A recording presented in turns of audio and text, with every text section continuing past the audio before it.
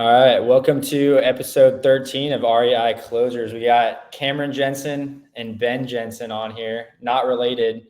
But spelled the same way. I know. Wait, it is spelled the same way? Yeah. Yeah, otherwise known as Freedom Hustler. So if you're going on TikTok, Instagram, I think you're, 250,000 followers on TikTok? Yep, on TikTok I am. What My about other socials aren't as strong, but yeah, you've got a lot of stuff going on there. I've been following you for 2 years now, so huge in real estate. Started in door to door, a lot of sales experience, even doing RV rentals. Big on the cash flow, wedding venues you're doing. It's crazy the amount of stuff that you've tapped into for cash flow, especially with real estate. So I want to dive into that. A lot of people that listen to this too were also in door to door, or they are, and they're trying to get into real estate. So it is cool to see a lot of those same, I guess, mentors or people that have done it and how they got there. How old are you right now? 33. Okay. So still incredibly young, and you're basically, I don't know, would you call yourself retired? You're actively doing real estate deals still? I tell people I reached financial independency at 29 because that's when I had enough real estate to fully leave door to door. That's when I fully left door to door, was at age 29. So I'm coming up on 4 years of retirement, depending on who you define that. So the financial independence, I guess that makes a little more sense. I always thought that I want to retire by 30, but it's like I don't ever want to not. I would still be hunting deals or doing whatever with real estate. Yeah, and I get a lot of pushback. People love trolling. I say retire because that's a lot less. It's a lot shorter than financially independent, and so I say retire, and people are like, "Well, why are you still posting?" And it's like, what else do I got to do? People have no clue what it's like to being financial independent, and it's like, you want me to just sit at my house all day and do nothing? No, I'm going to my properties. I'm doing the hot tubs myself sometimes. I'm mowing the lawns. I'm doing whatever I want. That's financial independence / retirement. People that retire still do stuff. They still do their hobbies and things they love. Yeah. You're at the gym earlier and you're like, yeah, I got time. Yeah. I went to the gym today, and then I've been just counting down 4 hours later to do this at 2 p.m. That's all I have today. There you go. I've been counted down for. That's awesome.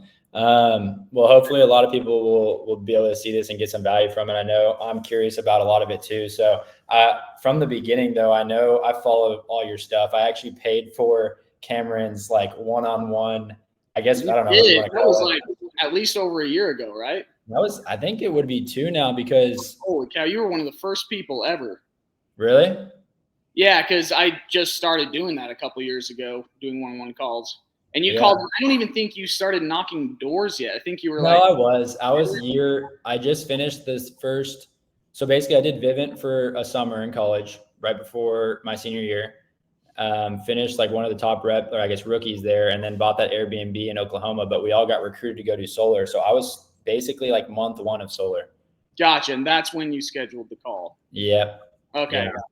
I remember I was sitting at a gas station and I had all my setters out there knocking, and I was just honestly, I was just beat, dude. I was like, I don't want to, I was getting so, the roller coaster of everything. And I saw the success of the Airbnb, and then I saw the potential of solar, but I was also going through just up and down on it. So many cancels at the beginning when we were switching from alarms. And then I was following you. I was like, I'm going to see what this guy has to say. And then I paid it and then gave you a call. I was just sitting there at a gas station. That's hilarious. Taking action. I appreciate it though. But I'm curious from your start though, because now I guess, what does your portfolio look like right now, just to get people a perspective, and then we can kind of go back from the beginning. So it's a long story, but people need to realize I bought my first real estate deal over 10 years ago. I was 23, just turned 23. And I was a Dave Ramsey extremist. I talk about this a lot. Penny pinch, max out your retirement, Roth IRA. And I sold that house a few years later to move to Utah. I'm from Idaho. And when I sold that house, I made, I'm trying to remember the numbers, $50,000 in appreciation. And I realized, holy cow, last few years I've lived for free in this house. So that kind of opened my eyes a little bit, but I was doing door-to-door sales for 10 years. So you have to realize I'm busy, right? You know what that's like. So I bought that real estate deal, sold it to move here, and I was still doing door-to-door sales. I was still working. And I think a lot of people get caught up in, they see real estate people and like, oh, I want to do real estate. But people forget to remember you need to be making money to buy real estate. So when I came to Utah, I bought some duplexes. That's how I started. Long-term rental, strictly long-term rental, never Airbnb. Airbnb has the parties and the destruction and this and that. I'm never going to do Airbnb. And so I had long-term rentals. They were cash flowing $200, maybe. And these properties were more expensive than my primary residence. And that was when the rates were probably pretty good, right? Yeah, 4-ish. Yeah, 4%. Yeah. And so I bought these duplexes. They weren't cash flowing. But the reason I bought them, and people need to realize this, everyone's obsessed with finding a good deal, finding things that you find that are a good deal. I don't got time for that because I was doing door-to-door and running sales teams. So I was not finding the good deals that you talk about. But I got so fed up with not owning real estate that I bought normal properties that barely cash flowed if you're lucky. And so when I hear people call me or comment on my videos, say nothing cash flows nowadays, I feel not bad for them one iota because I dealt with that exact same thing 7+ years ago. So I don't feel bad for you. I took action. I bought crappy deals. Many, many, many years later, they're worth hundreds of thousands of dollars more, to where I sold some in 1031 exchange into apartment complexes. That's a syndication. That's a big thing of weeds we won't get into. And I started selling my long-term crappy deals. Now remember, they're cash flowing a couple $100 when I first bought them. Years later, they're all cash flowing $1,500 to $2,000 a month. Right. Okay? So that's why I'm always hyping on take action, buy real estate, stop complaining, stop making excuses. Now with you, you have resources to actually find deals and get them below market. That's a whole other beast. I'm just saying buy real estate, make sure it cash flows something. But when I say something, like $100. And so what happened at some point throughout that journey is my older brother was starting to do Airbnb a little bit. And I was always flexing on him that I don't have to deal with the parties and look at my properties and look how much they're making. And I could compare about 10 of my properties over many years, making a few grand, right? And he shows me 1 or 2 properties that are destroying my portfolio. So that's when I was like, holy crap, this Airbnb thing might be a thing. So at one point I was moving from one of my primary houses to move here, and I was going to just make it a long-term rental, just add it to my portfolio. I was still team long-term rental only. And my older brother said, just leave. Your wife is going to want all new furniture at your next place anyway. So just leave it how it is and move out and let me manage your property. So for the first few years, I wasn't managing any of my properties. So I had nothing to lose. The place was already furnished. So I moved out. He started managing it, and it was making way, way, way more than long-term rentals could. Was that in Utah? Yeah. Okay. What part? Saratoga Springs. Okay. And you're in Utah right now, right? Or Idaho? Yeah, I'm in Utah, and I want to make a note on Saratoga Springs. Back then, it was nothing town. It still is just nothing but family communities. So like it made no sense that a normal house would do well. And to this day, it's still an Airbnb and still is doing way better than a long-term rental could. So that's how I got my start into that. And then I eventually started selling my long-term rentals, and I'm specializing in higher end Airbnbs. So I have a couple wedding venues, honeymoon properties.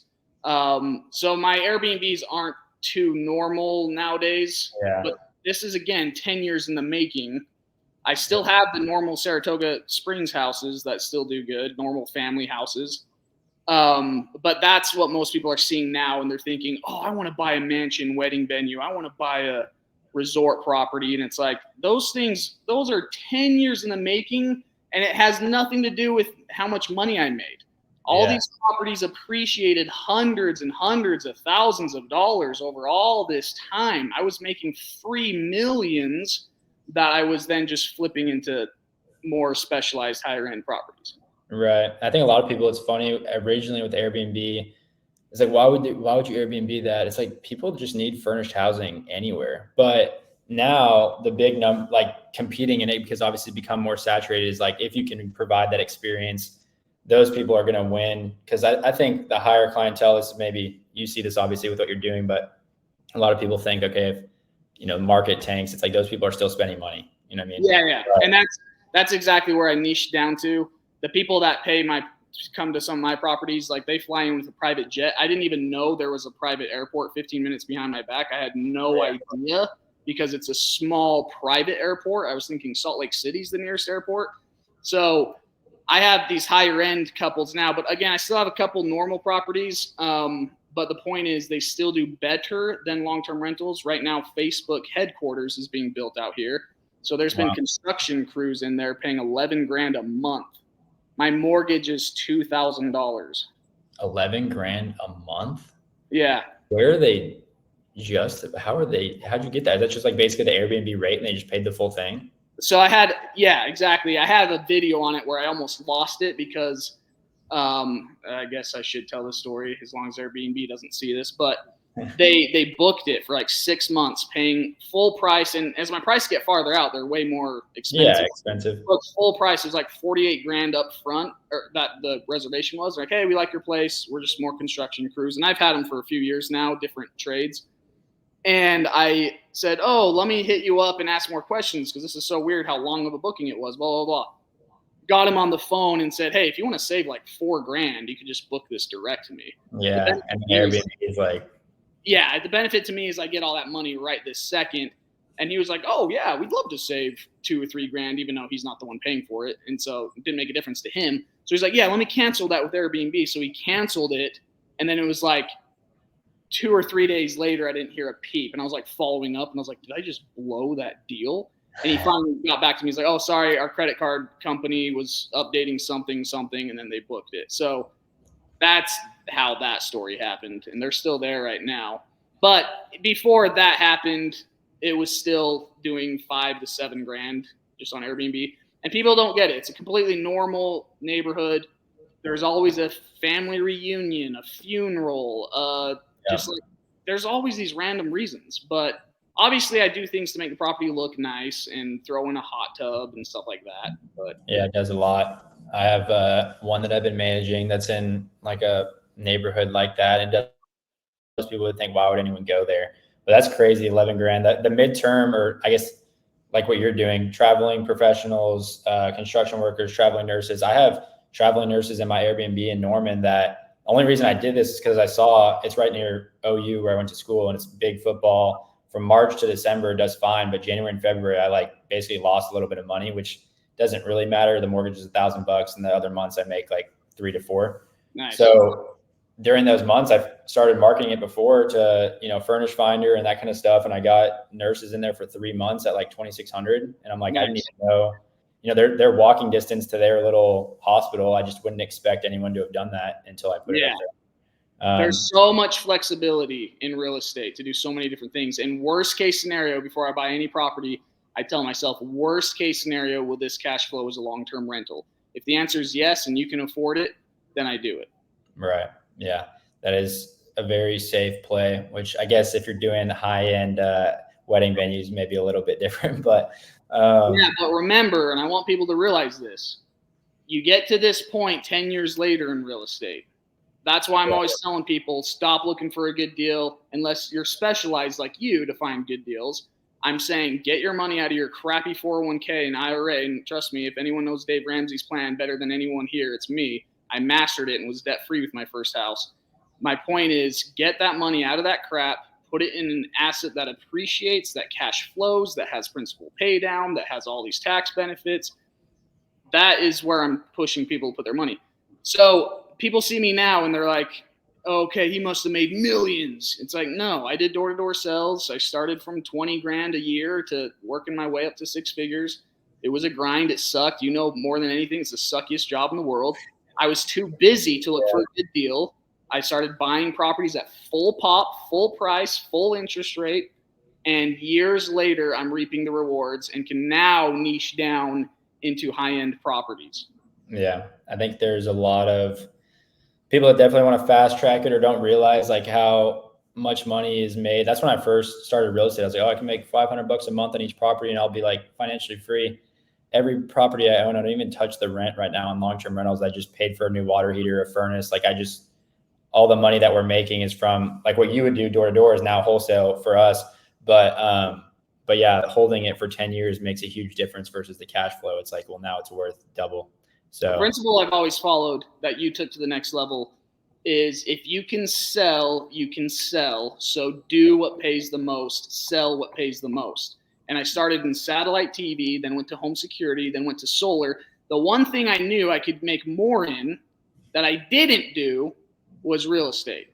I've never been a realtor, never been a wholesaler, but that is that next level that I never took advantage of.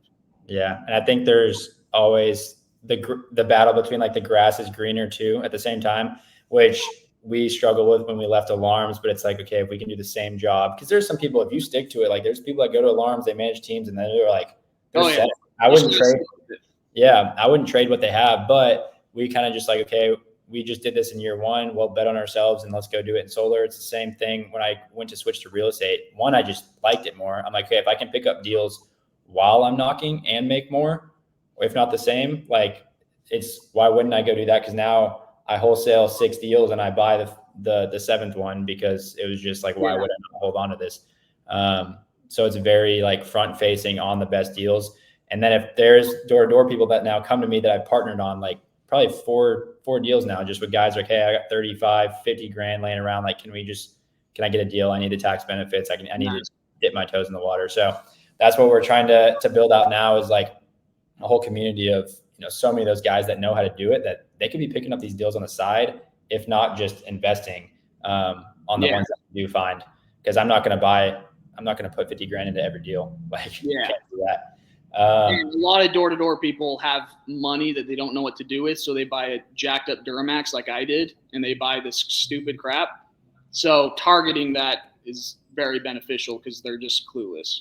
Yeah. And the culture is like flashy, show all this stuff. So that's a perfect way. You can go that route for sure, and it can work. But at the end of the day, I think depending on who you're recruiting to, I mean, you can be flashy and, get some more, I guess a bigger team, get more overrides. But yeah, if you can invest, it's like, I should, instead of buying that $100,000 car, put that into real estate, and then you could buy 3 houses with that. Yeah. So when I retired, I was running my own solar company for a few years, and I retired out of just convenience when I realized I don't need to be doing this anymore. But I wanted to keep grinding a little longer to milk a couple more properties. But it was real estate that made me retire, not my active income or door-to-door hustle. It was real estate where I looked back and was like, holy crap, rents go up over time. Holy crap, things appreciate over time. Holy crap, there's tax benefits to 1031 exchange this over time. I realized it years after being in real estate. And that's when I said deuce. I'm curious that's really cool. It's about 10 years since you bought your first one. How did that go? I know you said you started in satellite, you went to alarms. Was it technically Vivint or Protection One? It was Pinnacle. Pinnacle. So I've worked for about every door-to-door company except for Vivint. They are the enemy. They were always the enemy. Yeah, I feel like that was a big thing when Pinnacle and Apex turned to Vivint. It was like all these people were going back and forth. Yeah, it's Pinnacle and Apex in the glory days. And I was in Rexburg, Idaho, where both of the founders were of those companies. You probably know so many or came across all of my managers. It's crazy. Yep. They're all your age or around there. But that's funny. So you got into that. You moved to solar. I'm curious, were you just with a solar company? When did you get to the point where you went to build your own, like you built your own dealer? How did it work? Yeah. So when I first went to solar 5-6-ish years ago, I think, there was 1 year in between all that I did a corporate job. I'm not sure if you're familiar with that, because I graduated and got my degree. So I went to the corporate world to max out my 401k company match and all that bull crap.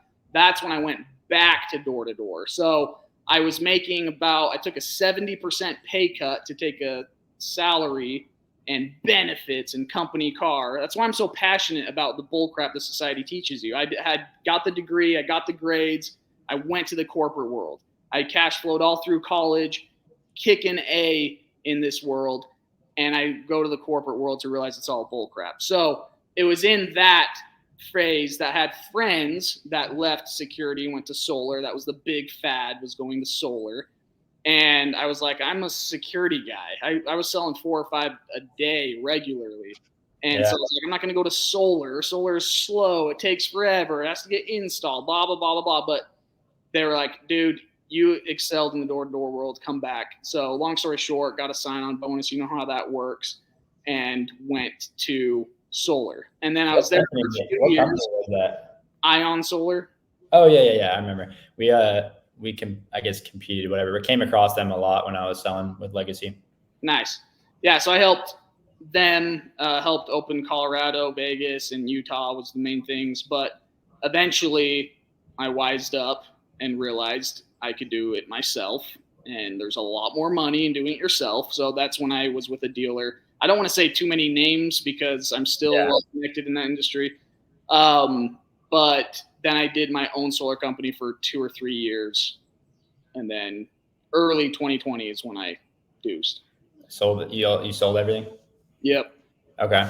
That's crazy. Yeah, it's cool I've ran across a couple of those. And I think for a lot of people, having all the resources and just to go sell, that's the thing about door to door that I've realized now as basically running our own business is like, when you're in door to door, it's like you literally just have your neighborhood, you know how to go talk to people, follow up a little bit, not even really. Like in door to door, I barely followed up other than like, hey, spouse is coming back, and it's like you just go sell and close deals. And if you have someone managing a pipeline to the lowest extent, it's like very minimal that you have to worry about. Whereas running a business, dealing with installers, dealing with now us is like pipeline basically of airship problems, foreclosures, getting stuff to the actual closing table, finding a buyer. Yeah.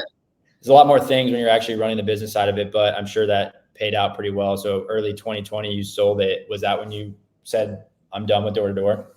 Yep. That's when I was like, there's no reason to go back and I'm going to focus on real estate.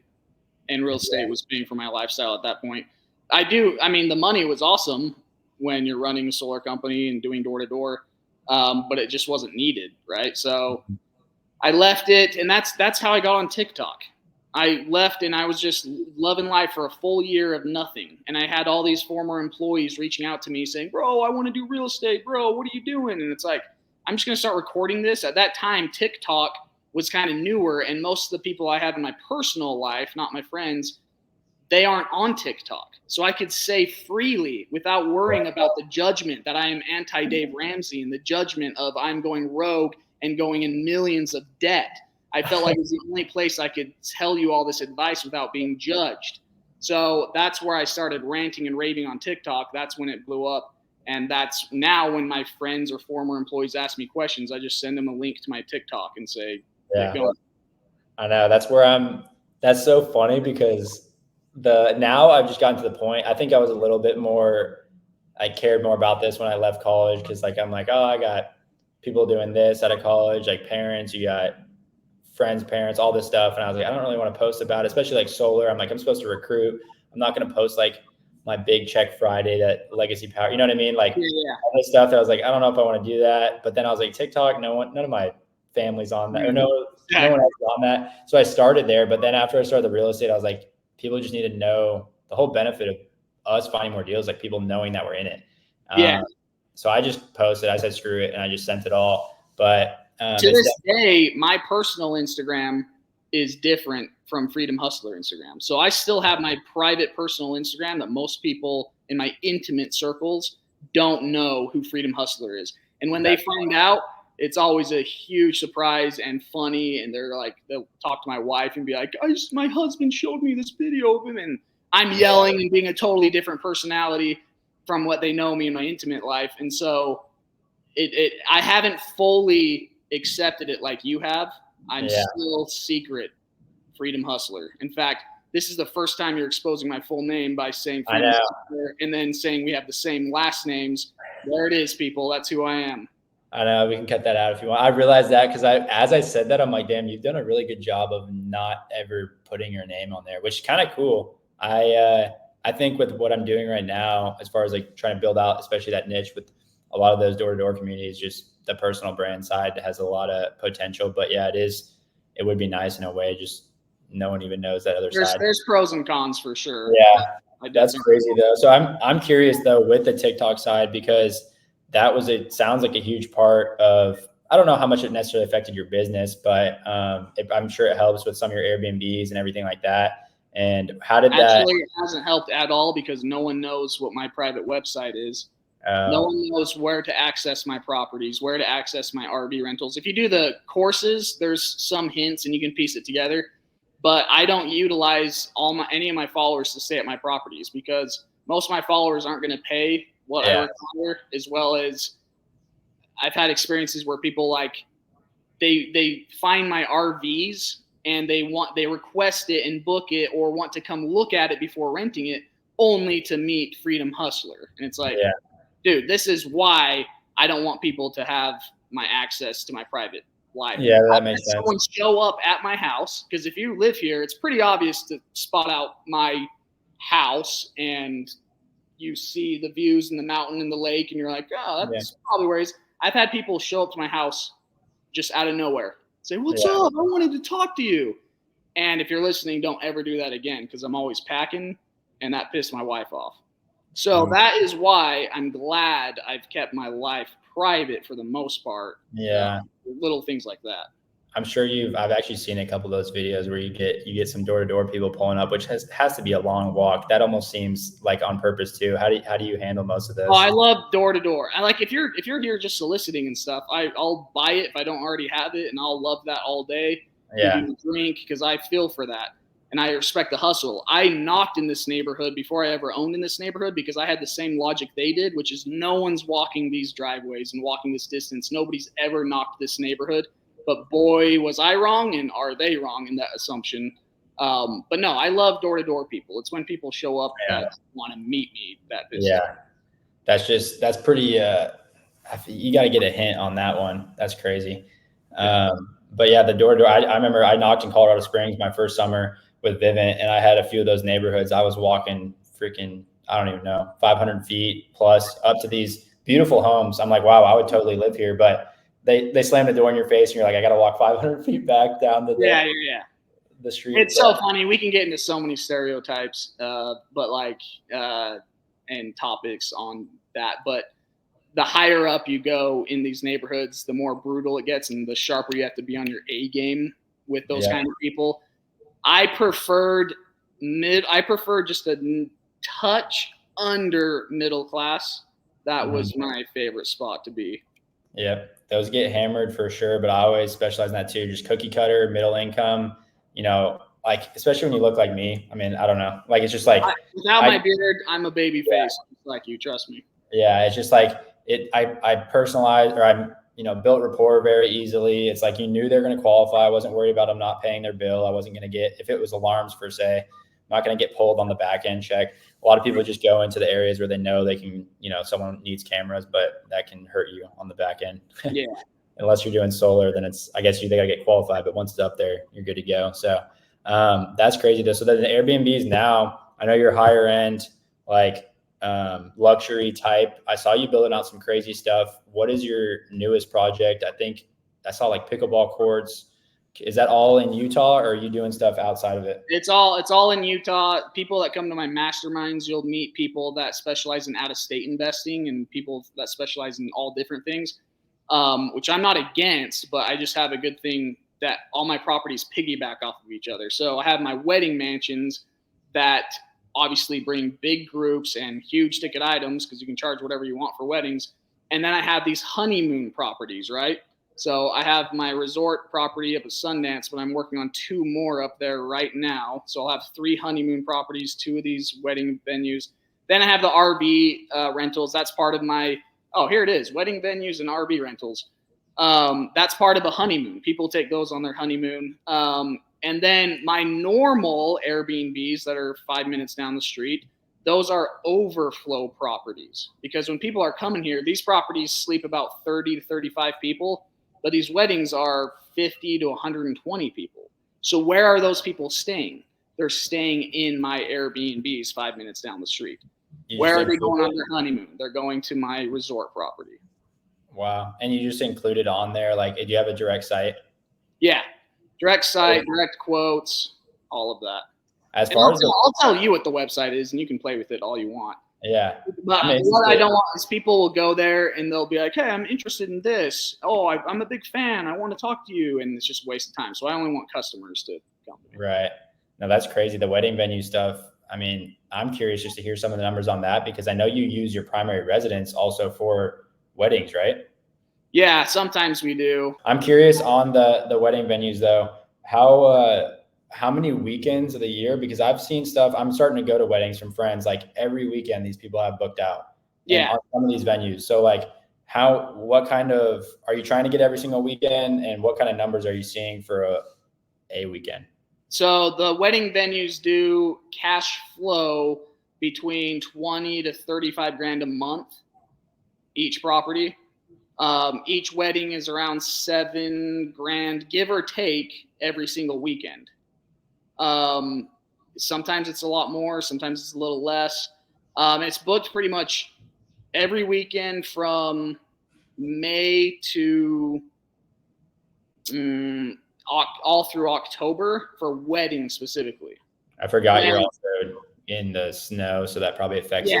So that slows down weddings for sure. And then it's like ski groups, like because I have 6 ski resorts within 1 hour here. So it's just people need a huge property, and I don't really have any competition because I have 2 of the bigger properties in these areas. So they stay here. They just need a big place. But Right. weddings, I have maybe 1 or 2 weddings during a winter. It's still pretty, but that's I tough. would recommend it. Yeah. Yeah, that is crazy. So those are kind of more, I guess you could say, like Airbnb type wedding, right? Yeah, it's a lot of the leads come from people looking on Airbnb for a property that could maybe be a wedding venue, but my descriptions have wedding plastered, and the pictures are obviously wedding so fast that they then contact me, and then it's a strategic strategy of how to get that direct. But my number is letter 61, or you're basically spelling out your phone number on I the actually Airbnb just say check out the Instagram. I don't do the @ symbol, just Instagram. I don't say the word Instagram either. That'll trigger it. And Insta now triggers it on VRBO. Social media, maybe. Check out Instagram, just the handle without the @ on IG for more insight of the property. I'm just showing you more videos, insight. Yeah. That way, if it backfires and Airbnb sees that, I'll just be like, I'm just telling them some videos. I can't upload videos on this Airbnb website. And then they'll reach out and they'll be like, oh, do you provide those tables? And this is a whole, I provide the equipment. I'm like, there's like 20 different ways I'm making money on my weddings. That is just a whole other can of worms. But I want people to realize and remember, I started with crappy, normal, long-term rentals. Unless you have millions, you are not starting at where I'm at now. So get started in real estate. Don't wait to buy real estate. Buy real estate and wait, and then you'll have all that phantom money to do whatever you want. Right. Yeah. And a lot of that experience can come with, I know you've kind of done the whole, like, just snowball it, 1031 exchange, get into these bigger properties. Depending on how comfortable people are, the network, it's like, you can always use other people's. If you have the experience and the time, you can use other people's money if they like the idea and you want to partner. But that's just a whole nother concept to try and get into deals. That's kind of like we're now with our experience. Like, I'll provide a deal to someone if they want to fund it. The last deal I closed on, I didn't really use any of my own money, but I'm just 50-50 on it.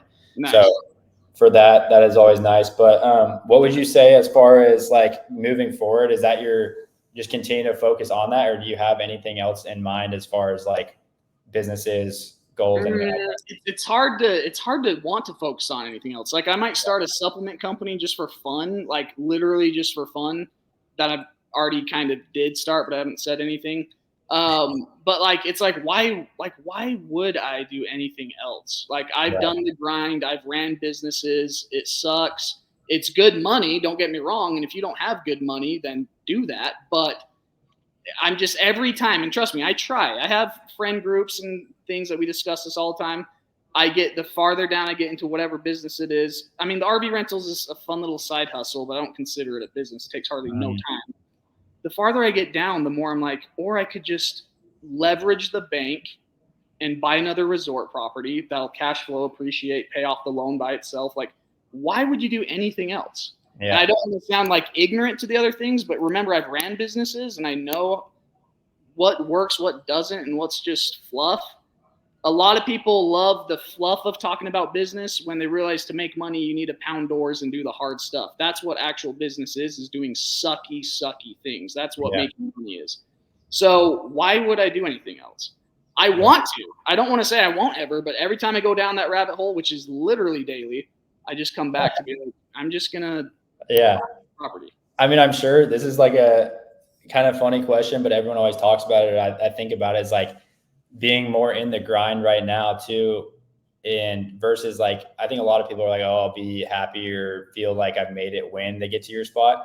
Like, do you look back? I mean, obviously everyone knows door to door is a grind, but like, dude, do you ever get? I miss the door-to-door days like crazy. Like, I miss the adrenaline. I miss the rush. I miss the sucky nights getting picked up at 11:30 p.m., getting eaten alive in Maryland by mosquitoes. I miss all those memories.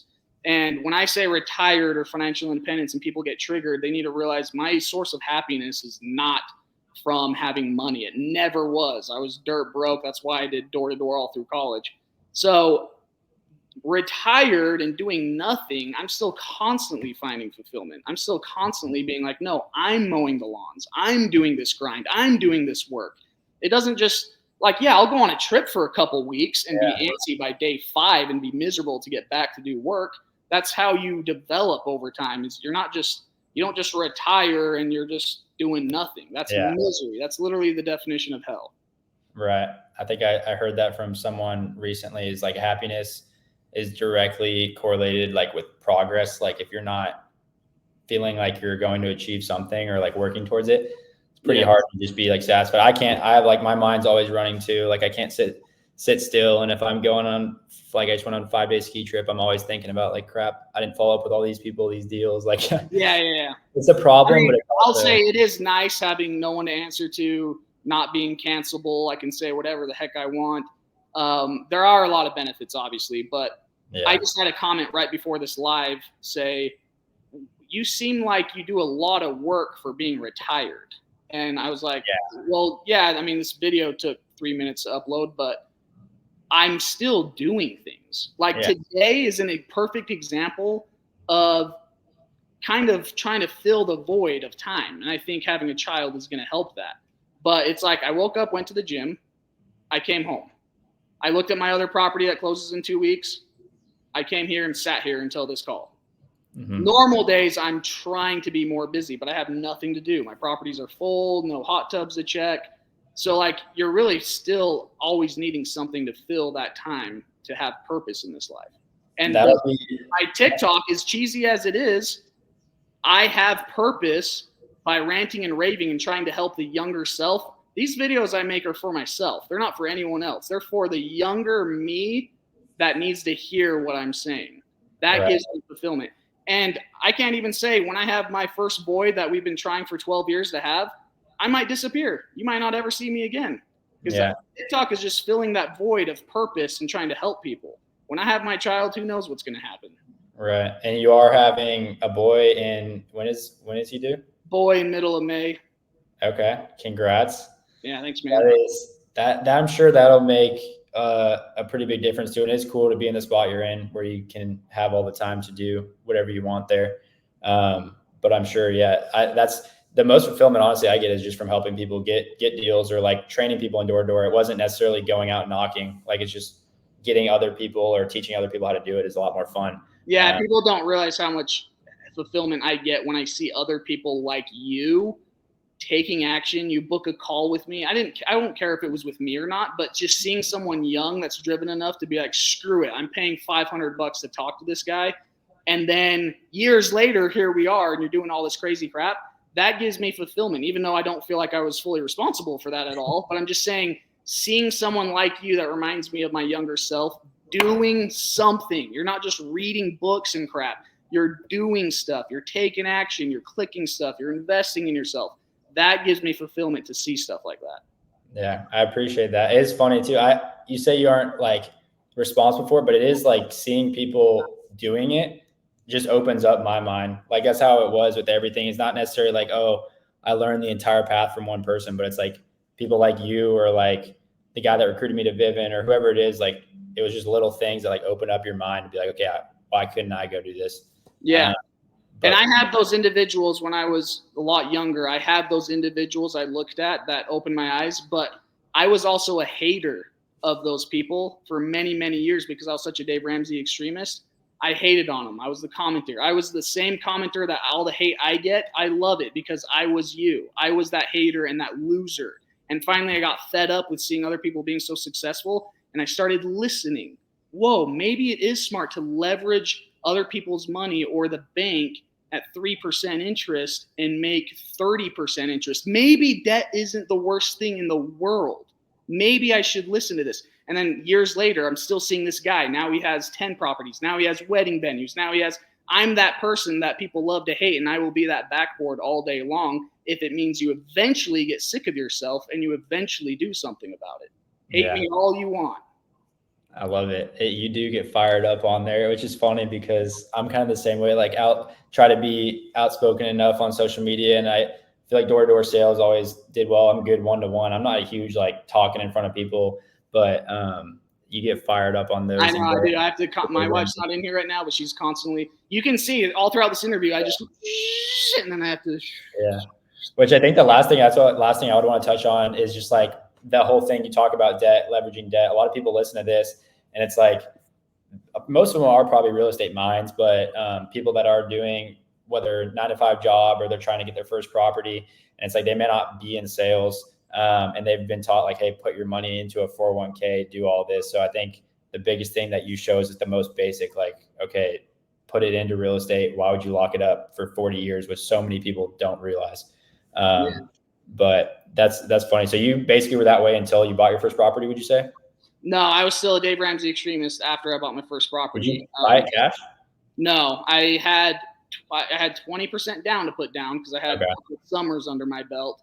A funny thing, I never took advantage of the 3-5% down that I preach to everyone now because I never had a credit card in my name until I was 23. So I had no credit on my name, no history. So when I go into a bank and say, hey, I make all this money, 1099 contractor, you know how that goes. And so they made me put 20% down in order to be comfortable with it, which I had. I almost had enough money though to pay cash. My first house was 170,000, or no, 100, yeah. And I almost had enough to pay cash if I sold my stupid Duramax and all the other crap I had. But even then, the bank wouldn't touch me because of how the DTI and all that crap works. Yeah. So yeah, it was just 20% down. Yeah, that's a big chunk. I did 5%, but I had a co-sign with my dad. He didn't put any capital, but luckily I got his credit. I had to do the same thing because I had no credit. So they said, so I had my dad co-sign, and I was the one putting all the money. My dad knew what I made, and so he was happy to co-sign. But now that you mentioned that, I could not have done it also without my father's signature. Wow. Yeah, that's crazy. It's worth it now, I'm sure. What do they think of everything you've done in real estate? Oh, they're just shocked. My older brother, our whole family is pretty successful. And my father always says none of these kids came from me because we could not be polar opposite. He is retiring this July. He worked like a dog, single income family, working for not good pay, maxed out his 401k. He's the definition of retiring with dignity. And so we don't have to stress about him, which is a huge blessing for us. But he was on the straight and narrow, no family vacations, very poor upbringing, but he did it and he retired. But the reason I'm passionate about this as well is I'm grateful that he doesn't have to struggle and he'll have a great, amazing retirement after working for 66 till he's 66. But I just look at my properties and I just look eeny, meeny, miny, mo. I could sell one or two of them and have more than his entire life of slaving away. So that is also where that passion / fury comes from, is people like my father, who, again, retiring with dignity, a lot better than most. He could have had a completely different path if we weren't so brainwashed. Debt is bad. Debt is bad. Yeah. It takes that's crazy. One property. I'm thinking about hindsight, obviously, knock on wood, everything, but like the world stays normal enough. It's like I have I don't know, 10 door, like 6 properties right now. I don't really think about it because I'm like, I still have to go get more wholesale deals to make money. It's like owning property isn't cheap, but it's like that right there. If they're all paid off, I'm 23 or 24 now. It's like at 30 years, I'm 54. Those are going to be worth 3, 4, who knows how much, and they're paid off. Yeah. But that's just on the properties right now. So it's like, just keep doing that. And it's like, you get one of those a year if you can, or even every other year. That's better than your 401k. Yeah. And you're going to look back just from 2 to 3 years from now and be like, holy crap. Like you'll eventually get to a point, and I know this is going to trigger so many people.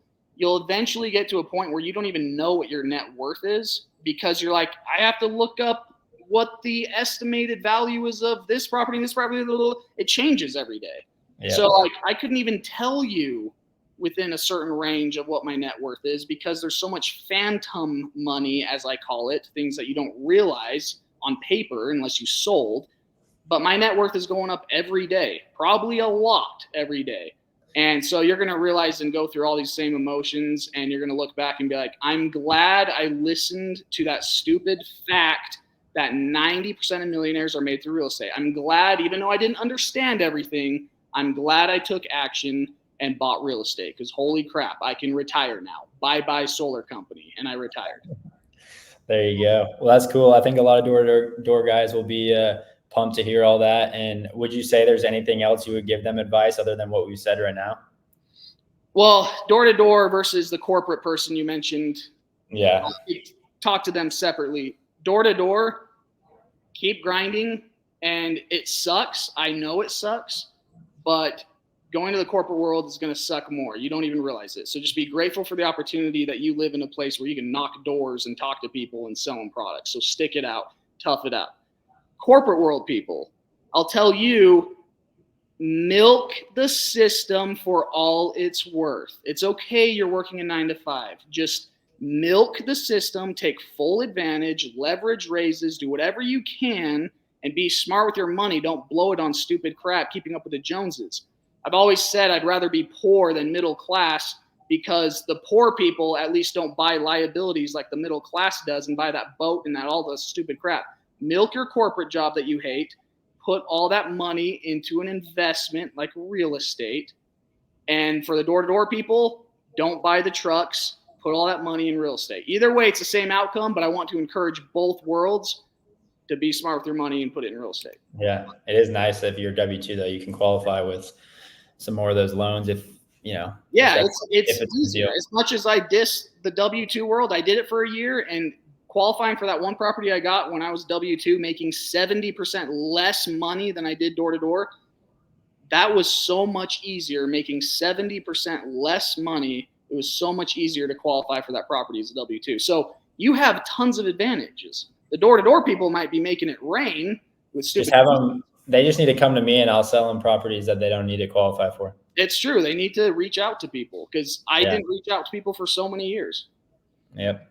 That's crazy. Well, I appreciate the time here. So everyone can find you, not on your personal. Sorry if I gave up your name, but no, my name is a little weird on my personal life, but yeah, Freedom Hustler, big on TikTok, right? Are you doing any Instagram with it? I am on Instagram, but it's it's official Freedom Hustler, because some no name account has the name Freedom Hustler and they don't even use it. No followers, no nothing. Yeah. So it's official Freedom Hustler on Instagram, but I'm not on there. I use a system that automatically uploads there. If you want me responding to comments, I'm on TikTok as Freedom Hustler. There you go, and you'll get back to them. You're on there a lot. Not if they DM me. And by the way, you should be hitting up my email, because people that do the consultation have direct access to me through the email.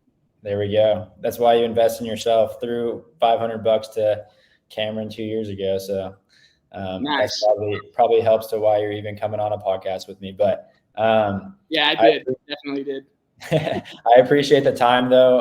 It's been cool hearing the whole story. It's inspiring to a lot of people too. So we'll get everyone. I'll put your TikTok, Instagram in the bio. We'll probably post this in a couple of days, and definitely keep in touch. I'm interested to see all the more deals that you're doing, and I keep following you along. So cool, man. Appreciate it. Keep making moves out there. Will do. Have a good one. All right. See ya.